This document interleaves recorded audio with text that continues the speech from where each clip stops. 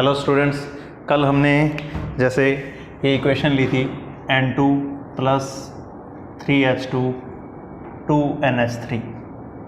तो इसी इक्वेशन के अंदर अपने पास क्या था कि इसके लिए रेट ऑफ रिएक्शन निकालना है। तो क्या आएगा? Rate of reaction. तो रेट ऑफ रिएक्शन अपने पास क्या आएगा? इसके लिए N2 के लिए क्या आएगा? Minus sign d of N2 by में dt is equal to, hydrogen के लिए क्या आएगा? Minus sign 1/3 d of H2 by में dt, और NH3 के लिए क्या आएगा? Plus sign 1/2 d of NH3 by में dt। तो ये इक्वेशन अगर अपने को अपोजिट में भी दे दें तो उसमें भी कोई दिक्कत नहीं होनी चाहिए। जैसे मान लो ये इक्वेशन ऐसे दे दे हमें 2NH3 arrow N2 plus 3H2, तो सिमिलरली इसे भी आप सॉल्व आउट कर लेंगे। इसके लिए साइन माइनस का आ जाएगा, इसके लिए प्लस और इसके लिए प्लस। तो ये सेम आप इस इक्वेशन को क्या कर सकते हैं? चेंज कर सकते हैं। तो इस तरह से सॉल्व आउट होगी। इसी के बेस के ऊपर अपने पास न्यूमेरिकल्स पूछ लिए जाते हैं। तो आप एक न्यूमेरिकल करते हैं। क्या दे रखा है न्यूमेरिकल के अंदर? न्यूमेरिकल में दे रखा है अपने पास 4NH3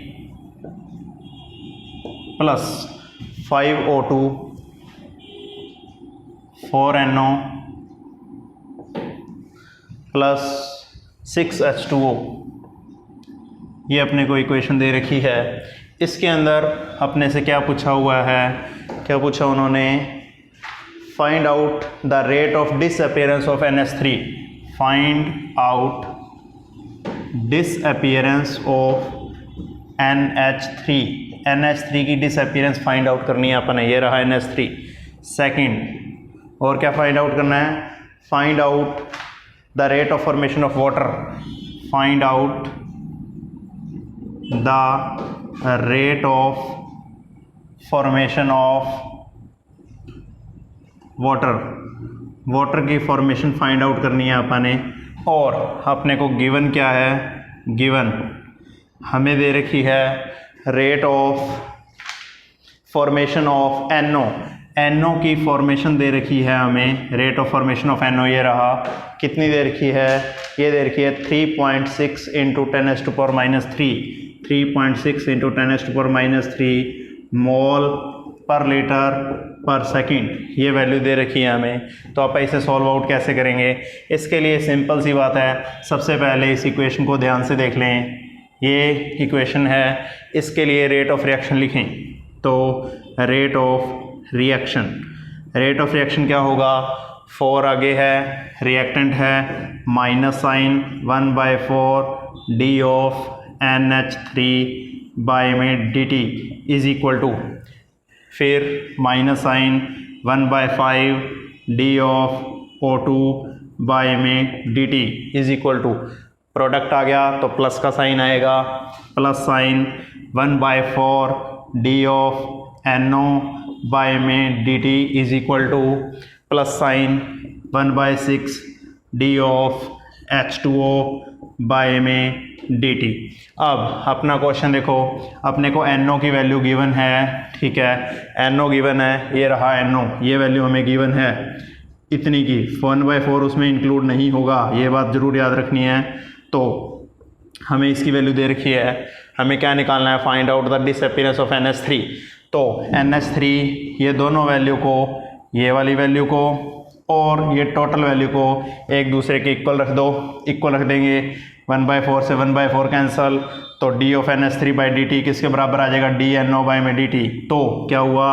d of NH3 by में dt इज इक्वल टू, इसी की इक्वल आ जाएगा। ये माइनस का साइन है, प्लस का है, माइनस उधर चला जाएगा, तो माइनस 3.6 इंटू 10⁻³ मोल पर लीटर पर सेकंड।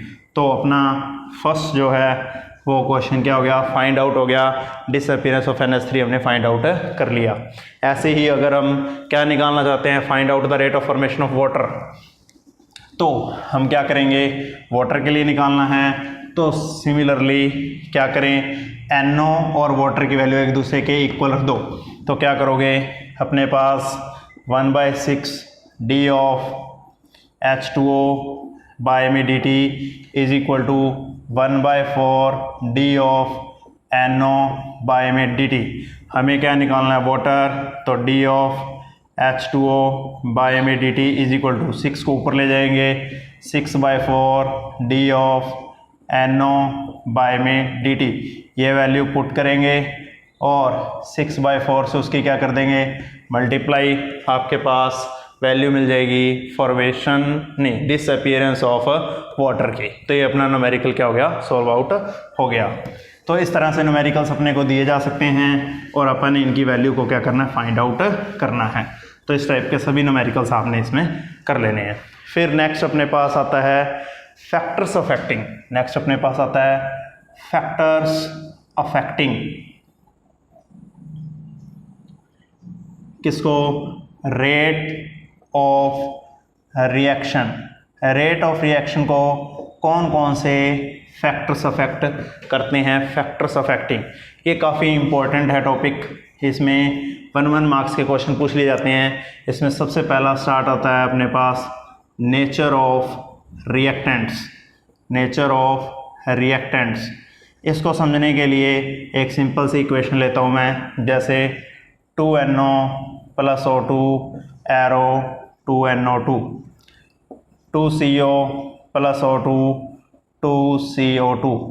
एक्सपेरिमेंटली इन दोनों इक्वेशन को देखा गया तो क्या मिला, ऊपर वाली इक्वेशन आती है फास्ट, नीचे वाली इक्वेशन आती है स्लो। लेकिन दोनों इक्वेशंस एक जैसी ही हैं, फिर भी ऊपर वाली फास्ट है नीचे वाली स्लो है। क्यों? क्योंकि हम पहले पढ़ चुके हैं कि different reactions have different rate because there is different amount of energy, different amount of energy required for their formation and dissociation, formation and dissociation of bonds। Bonds की फॉर्मेशन और डिसोसिएशन के लिए डिफरेंट अमाउंट ऑफ एनर्जी चाहिए, इसलिए ऊपर वाली reaction क्या होती है फास्ट होती है और नीचे वाली रिएक्शन क्या होती है स्लो होती है। क्योंकि making of breaking of bonds आता है, यानी मेकिंग भी होती है बॉन्ड्स की फॉर्मेशन और ब्रेकिंग भी होती है, डिसोसिएशन होती है। तो अलग अलग रिएक्शंस के लिए अलग अलग अमाउंट की एनर्जी चाहिए, इसलिए अलग अलग रिएक्शंस का रेट क्या होता है अलग अलग होता है। तो ये आ गया उसमें नेचर ऑफ रिएक्टेंट्स के अंदर। सेकंड अपने पास आता है टेम्परेचर। टेम्परेचर बिल्कुल सिंपल सी बात में एक्सप्लेन हो जाएगा, कैसे कि टेम्परेचर जैसे ही इंक्रीज करते हैं, as the temperature is increase rate of reaction is also increases. Temperature बढ़ाने पे रिएक्शन का रेट क्या हो जाता है इंक्रीज हो जाता है। और लगभग कई इक्वेशन में तो इतना होता है कि 10 डिग्री राइज करते ही, टेम्परेचर जैसे ही आप 10 डिग्री राइज करोगे तो रेट ऑफ रिएक्शन आपका क्या हो जाएगा डबल हो जाएगा। तो rate of reaction becomes double with 10 degree rise in temperature. तो टेम्परेचर का इफेक्ट क्या पड़ेगा, टेम्परेचर बढ़ाएंगे रिएक्शन की स्पीड बढ़ेगी, स्पीड बढ़ेगी तो इट मीन्स उसका रेट भी क्या होगा इंक्रीज होगा। नेक्स्ट थर्ड हमारे पास है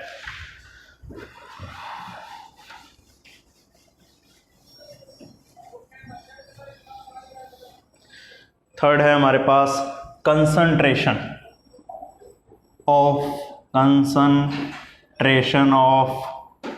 रिएक्टेंट्स। कंसंट्रेशन ऑफ रिएक्टेंट्स के अंदर क्या होगा, जैसे मान लो ये अपने पास कोई रिएक्शन है, अगर कंसंट्रेशन रिएक्टेंट्स की बढ़ेगी, ठीक है, तो रिएक्शंस आपस में उतनी ही ज़्यादा क्या करेंगे स्ट्राइक करेंगे, जितना ज़्यादा स्ट्राइक करेंगे उतनी रिएक्शन की स्पीड बढ़ेगी। तो कंसंट्रेशन ऑफ रिएक्टेंट्स अगर आप इंक्रीज करते हैं तो रेट ऑफ रिएक्शन भी क्या कर जाएगा हमारा इंक्रीज कर जाएगा। तो कंसंट्रेशन ऑफ रिएक्टेंट्स बढ़ाते ही रेट ऑफ रिएक्शन भी क्या कर जाएगा हमारा इंक्रीज कर जाएगा। नेक्स्ट फोर्थ है कैटालिस्ट। कैटालिस्ट के बारे में आप लोग पहले पढ़ चुके हैं। कैटालिस्ट क्या करते हैं रिएक्शन की स्पीड को बढ़ा देते हैं, लेकिन इसमें एक आपने याद रखना है मोस्टली रिएक्शंस के लिए बढ़ाते हैं। तो कैटलिस्ट क्या करते हैं मोस्टली रिएक्शंस की स्पीड को क्या कर देते हैं इंक्रीज कर देते हैं। तो इसका मतलब ये हुआ कि कैटलिस्ट ऐड करते ही अपना रेट ऑफ रिएक्शन क्या हो जाएगा इंक्रीज होएगा। तो if we add catalyst in a reaction rate of reaction increases, तो रेट ऑफ रिएक्शन हमारा क्या हो जाएगा, बढ़ जाएगा, ये आ जाएगा इसके अंदर कैटालिस्ट के अंदर। नेक्स्ट इसके बाद फिफ्थ आता है अपने पास सरफेस एरिया। सरफेस एरिया के अंदर क्या होता है, देखो सरफेस एरिया का मीन्स क्या है, जैसे मान लो ये एक कंपाउंड है, ये एक सरफेस एरिया किसी कंपाउंड का, एक ये सरफेस एरिया। जितना ज़्यादा सरफेस एरिया होगा उतने ही रिएक्टेंट एक दूसरे के टच में आएंगे, जितने ज़्यादा टच में आएंगे उतनी ही ज़्यादा कोलिजन होगी, जितनी ज़्यादा कोलिजन होगी रेट ऑफ रिएक्शन उतना ही क्या होगा, ज़्यादा होगा। तो सरफेस एरिया अगर आप किसी सब्सटेंस का इंक्रीज करते हैं तो रेट ऑफ रिएक्शन हमारा क्या हो जाएगा, इंक्रीज हो जाएगा। तो सरफेस एरिया इंक्रीज करते ही रेट ऑफ रिएक्शन क्या हो जाएगा, अपना इंक्रीज हो जाएगा। नेक्स्ट इसके बाद अपने पास है सिक्स्थ पॉइंट, लास्ट है सिक्स्थ इसका पॉइंट, तो उसके अंदर हमने क्या है, सिक्स्थ है presence of light. Presence of light क्या है, देखो कुछ एक रिएक्शंस क्या होती हैं जो लाइट की प्रेजेंस में होती हैं, उन्हें बोलते हैं अपन फोटोकेमिकल रिएक्शंस। फोटोकेमिकल रिएक्शंस, तो फोटोकेमिकल रिएक्शंस जो होती हैं वो लाइट की प्रेजेंस में होती हैं, डार्क के अंदर नहीं होती, जैसे H2 + Cl2 2HCl। तो इन रिएक्शंस के अंदर जैसे ही लाइट की इंटेंसिटी हम बढ़ाते जाएंगे वैसे ही रिएक्शन का रेट क्या होता जाएगा, बढ़ता जाएगा। तो लाइट की प्रेजेंस में यानी फोटोकेमिकल रिएक्शंस जो होती हैं उनकी स्पीड बढ़ जाती है जैसे ही हम क्या करते हैं, लाइट की इंटेंसिटी को ज़्यादा करते हैं। तो लाइट की इंटेंसिटी जैसे ही ज़्यादा होगी वैसे ही रिएक्शन की स्पीड क्या हो जाएगी, इंक्रीज हो जाएगी। तो ये अपने पास कंप्लीट हो गए हमारे फैक्टर्स अफेक्टिंग।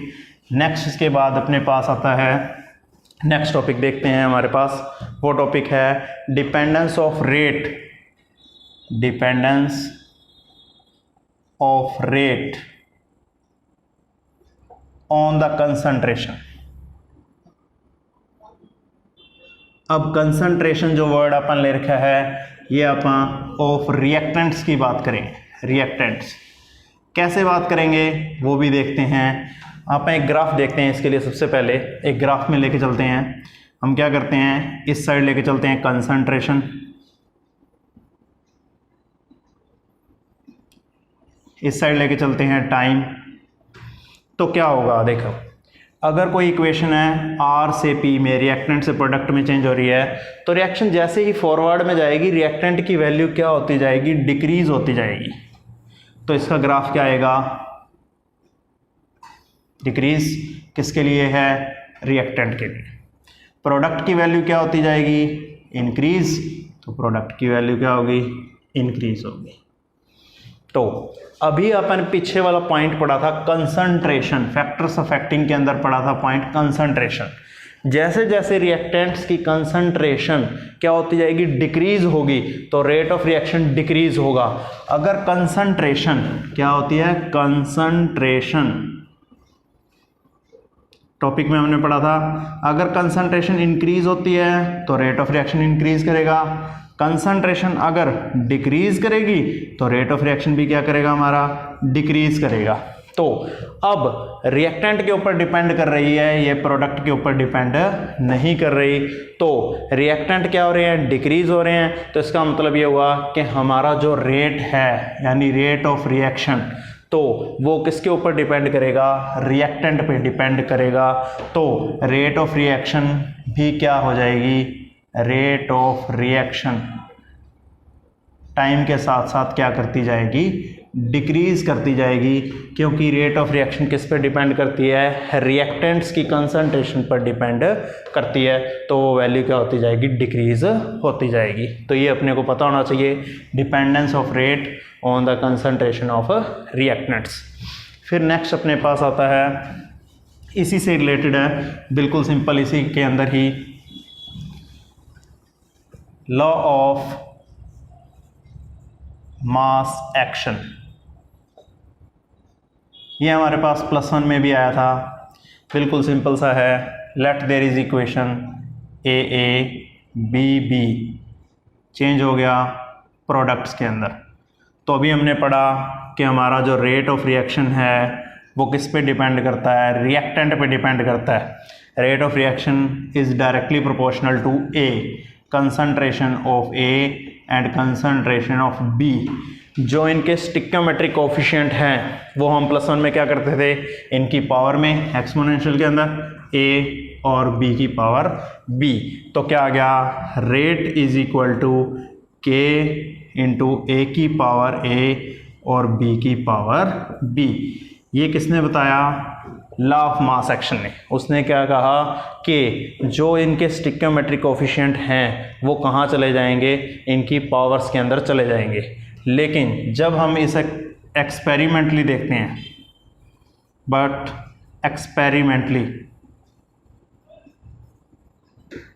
एक्सपेरिमेंटली क्या होता है, इसको सॉल्व करने के लिए आता है रेट लॉ। उसके अकॉर्डिंग क्या होता है, सिमिलरली यही सेम इक्वेशन है। रेट क्या होगा, rate is equal to K into A की पावर अल्फा बी की power beta, where alpha and beta are determined experimentally. तो ये अपने पास एक्सपेरिमेंटली डिटरमाइन किए जाते हैं। इसमें एक बात नोट करने वाली है, जो ये अल्फ़ा और बीटा वैल्यू आई है ये ए और बी के इक्वल हो भी सकते हैं और नहीं भी हो सकते। मे और may not equal to stoichiometric coefficients. तो ये वैल्यू किसने दी थी अपने पास, रेट लॉ ने। तो दोनों में डिफरेंस भी पूछ लिया जाता है कि लॉ ऑफ मास एक्शन और रेट लॉ में क्या डिफरेंस है। लॉ ऑफ मास एक्शन के अंदर जो पावर्स होती हैं वो स्टिक्योमेट्रिक कोफिशिएंट होते हैं, लेकिन रेट लॉ के अंदर जो पावर्स होती हैं वो क्या होती हैं, एक्सपेरिमेंटली फाइंड आउट होती हैं। तो ये दोनों के अंदर क्या आ जाएगा, डिफरेंस हो जाएगा। यहाँ पर जो अल्फ़ा और बीटा की वैल्यू आई है ये दोनों अपने पास क्या कैलकुलेट करके देते हैं, ऑर्डर। तो ऑर्डर अपना किसके बराबर होता है, अल्फ़ा प्लस बीटा के इक्वल। तो ऑर्डर के लिए भी पूछ लिया जाता है कि ऑर्डर अपने पास क्या होता है, order is the sum of powers of concentrations. तो कंसंट्रेशन टर्म की जो पावर्स हैं यानी कौन है, अल्फ़ा और beta, which are determined experimentally is known as order. तो उसे हम क्या बोलते हैं, ऑर्डर। तो ऑर्डर हमारा किसके बराबर आ जाएगा, अल्फ़ा प्लस बीटा के इक्वल आ जाएगा। यहीं से यहाँ पर एक क्वेश्चन अराइज होता है कि ये के क्या है। यहाँ पर के है अपने पास रेट कांस्टेंट। के क्या है हमारे पास, रेट कांस्टेंट। तो रेट कांस्टेंट या वेलोसिटी कांस्टेंट भी इसे बोला जाता है। इसकी वैल्यू को हम फाइंड आउट कर सकते हैं। तो इसी के अंदर अगर आप देखें क्या करेंगे, हम इसी में ही सेम वैल्यू में इसमें अगर हम ए की concentration, if concentration of A equal to B equal to 1 यानी यूनिटी लेके चलें तो क्या आ गया, रेट ऑफ रिएक्शन किसके बराबर आ जाएगा, के बराबर आ जाएगा। तो हम क्या बोल सकते हैं, रेट कांस्टेंट में be defined as rate of reaction when concentration of reactants is taken as unity. जब हम इन्हें यूनिटी पुट करते हैं तो रेट हमारा किसके बराबर आ जाता है, रेट कांस्टेंट के बराबर आ जाता है। तो इसमें नॉर्मली पूछ लिया जाता है कि आप बताओ कि रेट कांस्टेंट की कैरेक्टरिस्टिक्स क्या हैं। कैरेक्टरिस्टिक्स ऑफ रेट कांस्टेंट की कैरेक्टरिस्टिक्स क्या हैं। इसमें सिंपल सी बात है, रेट कांस्टेंट किसी भी एक पर्टिकुलर रिएक्शन के लिए क्या होता है, फिक्स होता है। रेट कांस्टेंट कभी भी चेंज नहीं करता किसी भी रिएक्शन के लिए। एक बात, अगर टेम्परेचर चेंज कर दिया आपने तो रेट ऑफ रिएक्शन भी क्या हो जाएगी, चेंज हो जाएगी। तो यानी रेट कांस्टेंट हमारा किसके ऊपर डिपेंड करता है, टेम्परेचर ऑफ द रिएक्शन के ऊपर डिपेंड करेगा। जैसे जैसे वैल्यू आप के की इंक्रीज करते जाओगे, रेट कांस्टेंट की वैल्यू बढ़ती जाएगी, तो रेट ऑफ रिएक्शन भी हमारा क्या होता जाएगा, इंक्रीज होता जाएगा। तो rate of reaction is also changes with the value of rate constant. फिर आती है बात कि यूनिट ऑफ रेट कांस्टेंट क्या होगी। यूनिट ऑफ रेट कांस्टेंट किस पे डिपेंड करने वाला है, हमारा रेट ऑफ रिएक्शन पे डिपेंड करने वाला है। तो उसी के अंदर हम इसकी वैल्यू को फाइंड आउट कर सकते हैं। कैसे, उससे पहले हम दो क्वेश्चंस करते हैं जिसके अंदर हम देखेंगे कि ऑर्डर कैसे निकाला जाता है। इसमें नॉर्मली आपको क्वेश्चन दे दिया जाता है। क्वेश्चन क्या है हमारे पास कि रेट के लिए एक इक्वेशन दे दी, जैसे मान लो rate is equal to K into में ए की पावर 1/2 बी की power 3/2। Find out the order of reaction. Equation का ऑर्डर निकालना है तो ऑर्डर मैंने आपको अभी बताया था क्या होगा, sum of concentration terms. Concentration term क्या है, 1/2 + 3/2 4/2 इज इक्वल टू 2 आंसर आ जाएगा। ऑर्डर हमारे पास फ्रैक्शनल हो सकता है, इस बात को याद रखना है। ऑर्डर हमारे पास नेगेटिव भी हो सकता है, जैसे next question rate is equal to k a⁻³ b⁻⁻1। तो क्या होगा, ऑर्डर हमारे पास निकालना है, कंसंट्रेशन टर्म्स को जोड़ना है सिर्फ अपन ने। 3/2 - 1/2 इज इक्वल टू क्या आएगा, 1/2। ये अपना आंसर आ जाएगा, यहाँ से ये आंसर आ जाएगा। तो किसी भी रिएक्शन का ऑर्डर हम डायरेक्टली इसमें से फाइंड आउट कर सकते हैं। इस टाइप के स्मॉल न्यूमेरिकल्स आपसे पूछे जा सकते हैं। एक छोटा सा न्यूमेरिकल और है, वो भी हम देखते हैं।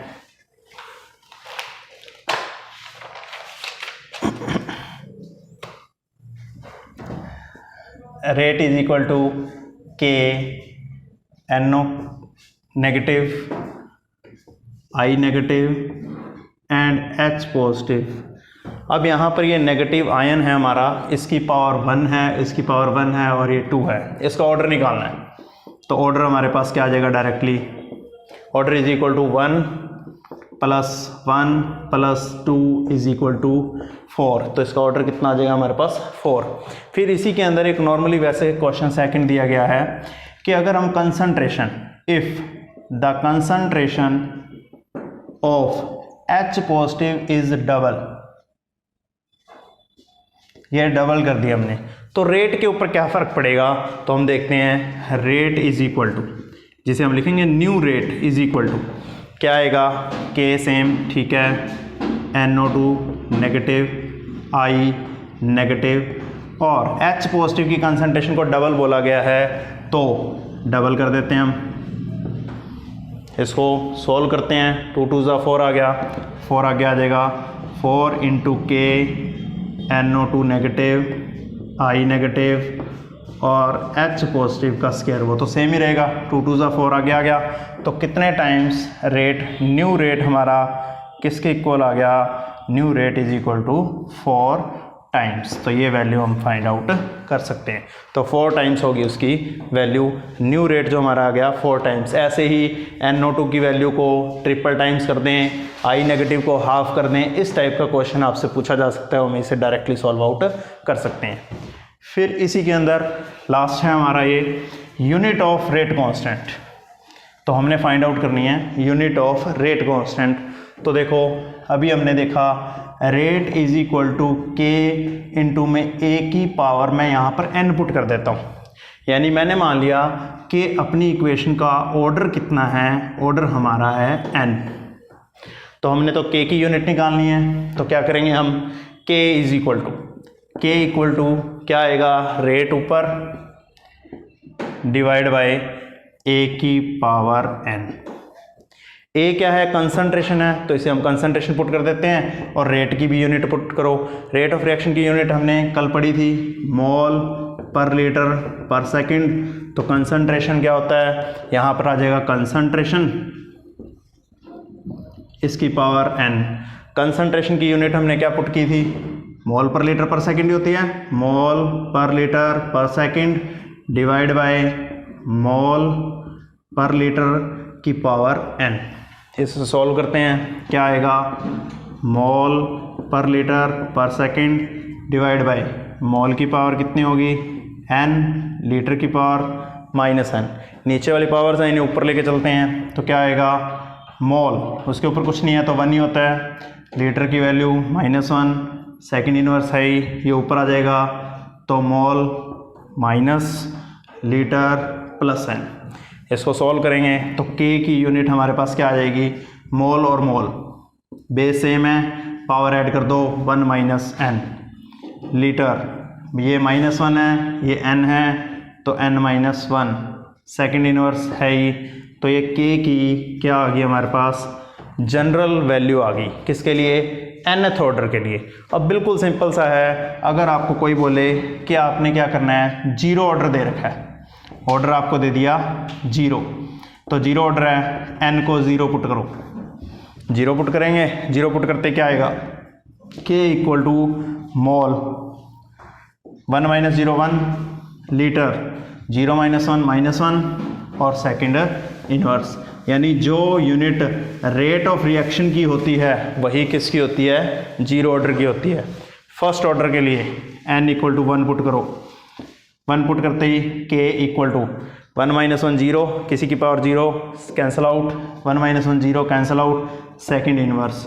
तो ऐसे ही ऑर्डर 1 की वैल्यू आ जाएगी, ऑर्डर 0 ऑर्डर की वैल्यू आ जाएगी। ऐसे ही हमने क्या करना है, सेकंड ऑर्डर की value n is equal to 2 की वैल्यू हमने 2 पुट कर देंगे तो सारी वैल्यू हमारी फाइंड आउट हो जाएगी। तो यहाँ तक था हमारा रेट ऑफ रिएक्शंस की यूनिट तक।